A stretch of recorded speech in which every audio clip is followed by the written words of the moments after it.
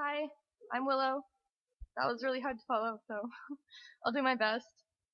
Um, I'm capable of achieving anything I aspire to. This I believe. Over the past 6 years I've spent at Aberdeen, I've learned and transformed so much. I've learned about physics, chemistry, and English. But perhaps, most importantly, I've learned about myself. I've identified my flaws and am constantly working to improve myself. I have also discovered my strengths as I strive to achieve my goals. Together, they help define me.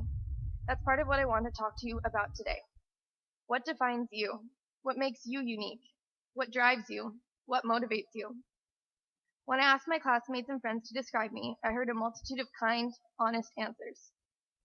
Among them were determined, hardworking, enthusiastic, and driven. These are qualities that I am proud of. However, they also have their negative counterparts. I also heard that I was never happy with results, that I was too hard on myself, and that I sometimes didn't take the best care of myself. When I came to Aberdeen in grade 7, I had decided to join every single sports team. Mind you, I had never played on a sports team and didn't know how to play any sports. All I knew was that I wanted to do it all. I quickly fell in love with running and volleyball, and my passion for sport has become an integral part of who I am. In grade 9, I decided to try out for club volleyball.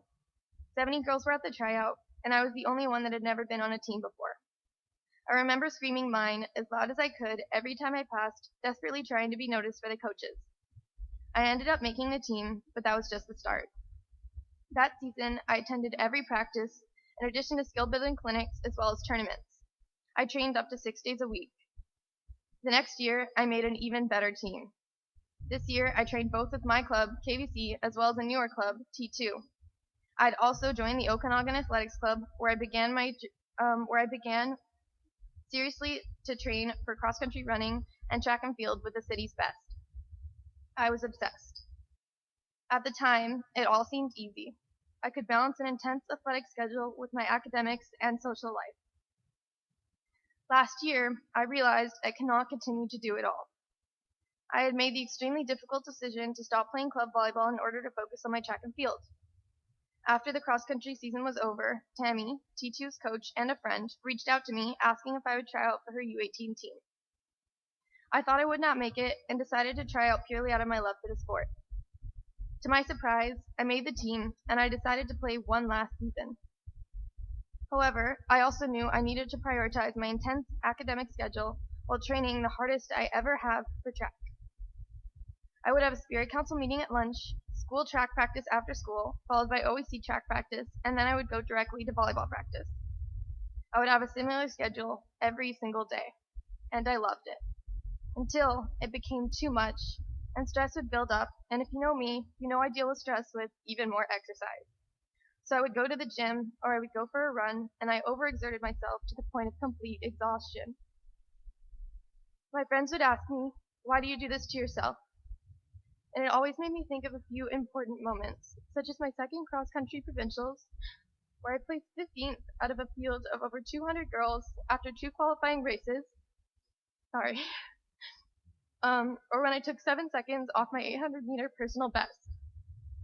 There is something simply indescribable, gratifying, and beautiful about pushing yourself to the very limit of your capabilities. And that's what I do. But I didn't realize, until now, that I was missing out on so many other beautiful moments. I had injuries from overtraining and was not getting nearly enough sleep. In addition to my sports, I decided to explore another passion, science fair, and I would wake up an extra hour early every day to research my project. I survived the year, but looking back on it, I know that it was too much. I wanted to do it all, and I still do. I still mistakenly take on too much, and I've realized it's another part of my character. Since grade 7, my peers have known me as someone who likes to play sports and is involved in school activities. What my friends and peers don't see is the immense pressure I put on myself. The pressure to get the best grades, race the fastest times, and be the well-rounded, happy person I want the world to think I am. They don't see how much time I spend trying to accomplish my goals. How I would go to the gym after practices or call my OPA to ask him to teach me about physics and math. How when I set my mind to something, I'm completely determined to achieve it. how I know one day I will be the best. But right now, I know I need to be happy. I need to be happy with who I am and what I have accomplished. I need to reflect and I need to learn.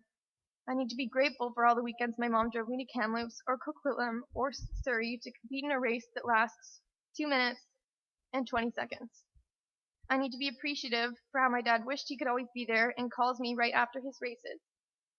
I need to be thankful for the incredible people that I have met through sport, academics, and the wonderful community here at Aberdeen. I do not regret my choices, and I still sometimes just need to go for a run to clear my head. I still take on too much. I've learned my ambition can sometimes get the best of me. I've learned that sometimes I need to slow down and remember why I do what I do, because I love it. I've learned sometimes you need to make difficult choices where you can't do everything, and that there will always be someone faster or smarter. And maybe a few years from now, I will be wearing a Canadian singlet representing my country. Or maybe I'll be watching my teammates and my friends represent Canada. But I know I'll always be determined, driven, and passionate about running, about science, and about achieving anything I set my mind to.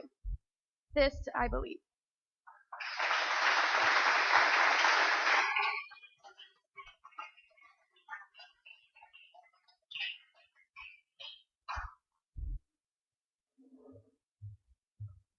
Wow.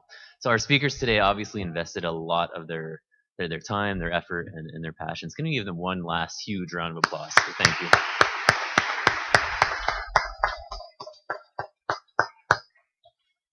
Okay, again, thank you, speakers. That was phenomenal. Thank you to all of you who were able to come out and all of you who were watching.